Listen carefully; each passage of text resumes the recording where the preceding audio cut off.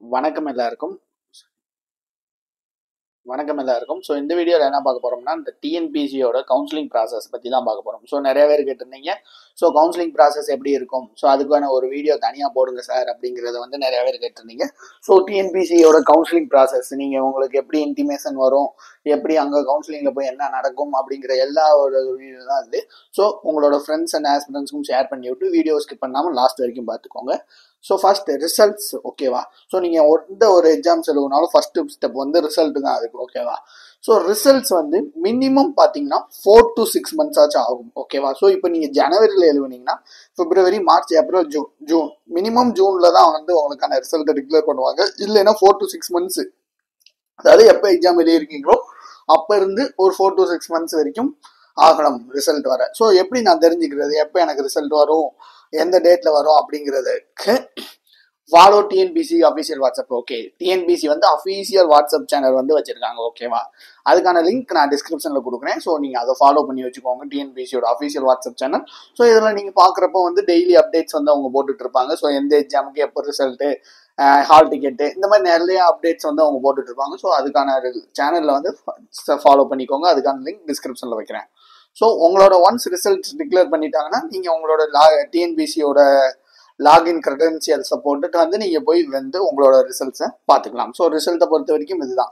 எந்த ஒரு exam எழுதுனீங்களும் minimum 4 to 6 months வந்து ரிசல்ட்ஸ் வரும்.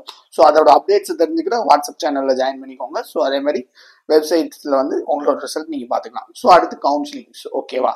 ஸோ கவுன்சிலிங்ஸ் வந்து நீங்கள் இப்போ எலிஜிபிள், உங்களோட கம்யூனல் ரேங்க், உங்களோட மார்க்கு, உங்களோட ஓவரால் ரேங்க், இதை வச்சு நீங்கள் வந்து எலிஜிபிள் அப்படின்னா உங்களுக்கு வந்து டிஎன்பிசி வந்து மெயில் பண்ணுவாங்க, ஓகேவா? மெயில் பண்ணுவாங்க அண்ட் எஸ்எம்எஸும் பண்ணுவாங்க. உங்களோட ரெஜிஸ்டர்ட் நம்பருக்கு வந்து மெயில் அந்த இதை வந்து இன்டிமேஷன் வந்து கொடுப்பாங்க. So if you are eligible for counselling, அவங்க கொள்கிற கட் ஆஃப் மார்க்ஸ் அவங்களோட ரேங்க்குள்ளே வந்துச்சுன்னா ஸோ உங்களுக்கு வந்து கவுன்சிலிங்க்கான இது வந்து கொடுப்பாங்க. ஸோ சில எக்ஸாம்ஸ்க்கு வந்து உங்களுக்கு ஒரு பிடிஎஃப்ஸ் அனுப்புவாங்க. ஸோ அந்த பிடிஎஃப்ல உங்களுக்கு ரெஜிஸ்டர் நம்பர் இருந்தால் நீங்கள் வந்து கவுன்சிலிங் எலிஜிபிள் அப்படிங்கிறது வந்து அர்த்தம், ஓகேவா? ஸோ இப்போ வந்து அதுக்கடுத்து வந்து சர்டிஃபிகேட்டை வந்து அப்லோட் பண்ணுறதுக்கான ஒரு நோட்டிஃபிகேஷன் வந்து விடுவாங்க. ஸோ நீங்கள் எலிஜிபிள் அப்படிங்கிறது வந்துருச்சுன்னா ஸோ சர்டிஃபிகேட் வந்து எப்படி அப்லோட் பண்ணணும் அப்படிங்கிற நோட்டிஃபிகேஷன்ஸ்லாம் விடுவாங்க. ஸோ அதுலேயே அந்த நோட்டிஃபிகேஷன்ஸ்லேயே எப்படி அப்லோட் பண்ணணும், எங்கே போய் அப்லோட் பண்ணணும், என்னென்ன சர்டிஃபிகேட்ஸ் அப்லோட் பண்ணணும் அப்படிங்கிற எல்லா டீட்டெயில்ஸும் இருக்கும். ஸோ நீங்கள் சர்டிஃபிகேட்டை அப்லோட் பண்ணிடணும். அதுக்கடுத்து உங்களுக்கு எஸ்எம்எஸ்ல வந்து கவுன்சிலிங்கோட டைம் அண்ட் டேட் வந்து இன்டிமேட் பண்ணுவாங்க. ஸோ உங்களுக்கு வந்து இந்த போஸ்ட்டுக்கு இந்த டைம் இந்த டேட்ல வந்து உங்களுக்கு அந்த டிஎன்பிசி கவுன்சிலிங் ஹாலில் வந்து கவுன்சிலிங் வந்து நடக்கும் அப்படிங்கிறத வந்து உங்களோட ரெஜிஸ்டர் நம்பர் அண்ட் இமெயிலில் வந்து இன்டிமேட் பண்ணுவாங்க, ஓகேவா? ஸோ டிஎன்பிசி கவுன்சிலிங், ஓகே, இப்போ நான் இங்கே வந்தாச்சு, எனக்கு கவுன்சிலிங் இன்டிமேஷன்லாம் வந்தாச்சு, நான் சர்டிஃபிகேட்லாம் அப்லோட் பண்ணியாச்சு. ஸோ இப்போ என்ன நான் பண்ணணும் அப்படின்னா ஸோ டேரெக்டாக வந்து டிஎன்பிசிக்கு போயிட வேண்டியதான். ஸோ அங்கே அந்த டிஎன்பிசி பில்டிங்க்கு போயிட்டு ஸோ ரொம்ப முக்கியம் எல்லாத்தோட ஒரிஜினல், ஓகேவா? எல்லா ஒரிஜினல் டாக்குமெண்ட்ஸ் உங்ககிட்ட என்னென்ன இருக்குது. So 10th mark sheet, 11th mark sheet, 12th mark sheet, UG degree இல்லை பிஜி டிகிரி படிச்சிருந்தீங்கன்னா பிஜி டிகிரி, ஸோ இது எல்லாரோட ஒரிஜினல் டாக்குமெண்ட்ஸ், அது கூட சேர்த்து ஜெராக்ஸ் காப்பீஸ். இப்போ யூஜி பிஜி டிகிரியோட ஒரிஜினல் இருக்குன்னா அதோட ஜெராக்ஸ் காப்பீஸ் ரெண்டு எடுத்துட்டு வச்சுக்கோங்க, ஓகேவா? ஸோ அதே மாதிரி ஜெராக்ஸ் காப்பியும் இருக்கணும், ஒரிஜினலும் இருக்கணும். அவங்க சொன்ன டயத்துக்கு வந்து நீங்கள் அங்கே ரீச் ஆயிடணும், ஓகே? ரொம்ப முக்கியம், கம்யூனிட்டி சர்டிஃபிகேட் வந்து ரொம்ப மேண்டேட்ரி. ஏன்னா அவங்க கேட்குற ஒரே இது வந்து இதுதான், கம்யூனிட்டி சர்டிஃபிகேட் வந்து ரொம்ப மேண்டேட்ரி. பிகாஸ் வந்து உங்களுக்கு கம்யூனிட்டி வைஸ்னா வந்து அந்த சீட் அலாட்மெண்ட் வந்து கொடுப்பாங்க, அதே மாதிரி போஸ்டிங் வந்து கொடுப்பாங்க. அதனால வந்து கம்யூனிட்டி சர்டிஃபிகேட் வந்து ரொம்ப மேண்டேட்ரி. ஸோ அதை வந்து ஒரு 2-3 காப்பி எடுத்து வச்சுக்கோங்க, ஒரிஜினலையும் எடுத்து வச்சுக்கோங்க. ஸோ அந்த பாஸ்போர்ட் சைஸ் ஃபோட்டோஸ் ஒரு 2 to 3 ஃபோட்டோஸ் வந்து எடுத்து வச்சுக்கோங்க, ஓகேவா? ஸோ ஒன்ஸ் நீங்கள் வந்து இதெல்லாம் பண்ணிட்டீங்க, டிஎன்பிசி ஹால்குள்ளே போயிடுவீங்க. ஸோ இங்கே இந்த மாதிரி தான் வெரிஃபை பண்ணுவாங்க உங்களோட, நீங்கள் உங்களை இப்படி உட்கார சொல்லிட்டு. ஸோ இங்கே வந்து ஒரு 2 ஆஃபீஸர், இங்கே நிறைய பேர் இருக்காங்க, பட் வந்து ஒரு 2 to 3 ஆஃபீஸர்ஸ் வந்து அவர் கையில் வச்சிருக்க இந்த ஃபார்மில் வந்து நீங்கள் கொடுத்த டாக்குமெண்ட்ஸ்லாம் இருக்கா அப்படிங்கிறத வந்து ஒன்னொன்னா வெரிஃபை பண்ணி டிக் பண்ணுவார். ஸோ நீங்கள் அவர் கேட்க வந்து ஒரிஜினல் டாக்குமெண்ட்ஸ் எல்லாம் வந்து அவர்கிட்ட எடுத்து காமிக்கணும். எடுத்து காமிச்சிட்டு உங்கள்கிட்ட திருப்பி கொடுத்துருவாரு அந்த ஒரிஜினல் டாக்குமெண்ட்ஸை. திருப்பி கொடுத்ததுக்கப்புறம் உங்களை இந்த மாதிரி உட்கார வச்சிருவாங்க, ஓகேவா? ஸோ உட்கார வச்சுட்டு ஸோ 1 by 1 கூப்பிடுவாங்க உங்களோட மார்க் வைஸ். எக்ஸாம்பிள் இப்போ உங்களோட ரேங்க் வந்து 117ன்னு வச்சுக்கோங்களேன், 117 இருக்கு உங்களோட கம்யூனிட்டி ரேங்க்.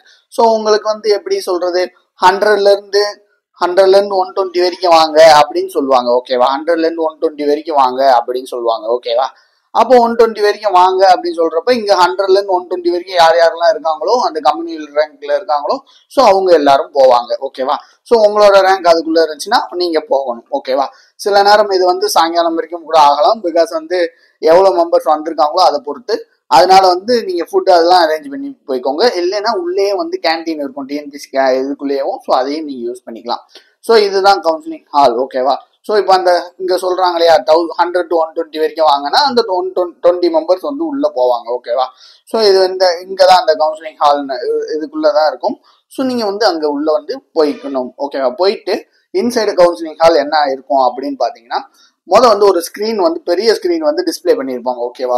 ஒரு பெரிய ஸ்கிரீன் வந்து அங்க டிஸ்பிளே ஆயிருக்கும் உங்களுக்கு. ஓகேவா?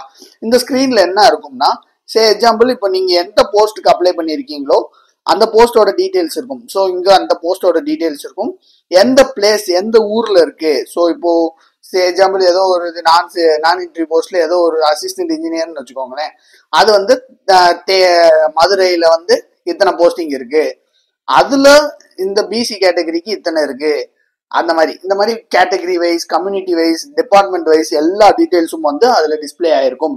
ஸோ நீங்க வந்து நீங்க போறப்ப வந்து எந்த இடத்துல வேகன்சி இருக்கு எந்த ஊர்ல வேகன்சி இருக்கு அப்படிங்கிறத பார்த்து செலக்ட் பண்ணிக்கணும். இவ்வளவுதான் வந்து கவுன்சிலிங் ப்ராசஸ். ஓகேவா? அந்த ஸ்கிரீன்லயே எல்லா டீடைல்ஸும் வந்து இது பண்ணிடுவாங்க. உங்களோட டிபார்ட்மெண்ட் என்ன, அது அதோட வேகன்சிஸ் எவ்வளோ, எந்த பிளேஸ்ல எவ்வளவு வேகன்சி இருக்கு, அதே மாதிரி உங்க கம்யூனிட்டியில வந்து எவ்வளவு வேகன்சி இருக்கு அப்படிங்கிற எல்லா டீட்டெயிலும் வந்து அந்த ஸ்கிரீன் டிஸ்பிளேல வந்து இருக்கும். பெரிய டிஸ்பிளேயா இருக்கும். ஸோ நீங்க வந்து அதை பார்த்து வந்து தெரிஞ்சுக்கிட்டு அதுக்கேற்ற மாதிரி உங்களோட டிபார்ட்மெண்ட்டையும் அந்த பிளேசஸையும் வந்து அந்த டிஸ்பிளேல வச்சு நீங்க வந்து சூஸ் பண்ணிக்கலாம். ஓகேவா? ஒன்ஸ் நீங்க சூஸ் பண்ணதுக்கு அப்புறம் இந்த மாதிரி ஒரு டெம்பரவரி காப்பி வந்து உங்களுக்கு கொடுப்பாங்க. ஸோ இதுதான் அந்த அலாட்மெண்ட் லெட்டர். ஸோ இந்த அலாட்மெண்ட் லெட்டர்ல உங்க நேம் இருக்கும், நீங்க எவ்வளவு ஸ்கோர் பண்ணியிருக்கீங்க அப்படிங்கிறது இருக்கும், எந்த போஸ்ட்னு இருக்கும். ஸோ உங்களுக்கு எந்த இடத்துல அப்பாயிண்ட் பண்ணியிருக்காங்க அப்படிங்கிறது வந்து இந்த இடத்துல இருக்கும். ஓகேவா? ஸோ இந்த மாதிரி எல்லா டீட்டெயில்ஸும் வந்து அவங்க இது பண்ணியிருப்பாங்க. ஸோ இதை வந்துட்டு அதுக்கடுத்து ஃபர்தர் டீட்டெயில்ஸ் அவங்கள வந்து கமிஷன்ல இருந்து உங்களுக்கு வந்து இன்டிமேட் பண்ணுவாங்க. ட்ரைனிங் போகணும். ஓகேவா? அண்ணா காலேஜ்ல வந்து ட்ரைனிங் கூப்பிடுவாங்க. ஒரு 2 to 3 months எப்படினாலும் ட்ரைனிங் இருக்கும். அதுக்கடுத்து உங்களுக்கான பிளேஸ் ஆஃப் போஸ்டிங் இருக்கும். ஸோ இதுதான் வந்து டிஎன்பிசியோட கவுன்சிலிங் ப்ரொசீஜர். ஸோ உங்களுக்கு இதுல வேற எதுவும் டவுட்ஸ் இருந்தா அப்படின்னா கமெண்ட் செக்ஷன்ல மென்ஷன் பண்ணுங்க. ஸோ உங்களோட ஃப்ரெண்ட்ஸ் அண்ட் ஆஸ்பிரண்ட்ஸ்க்கும் இந்த வீடியோவை ஷேர் பண்ணி விடுங்க. So thank you.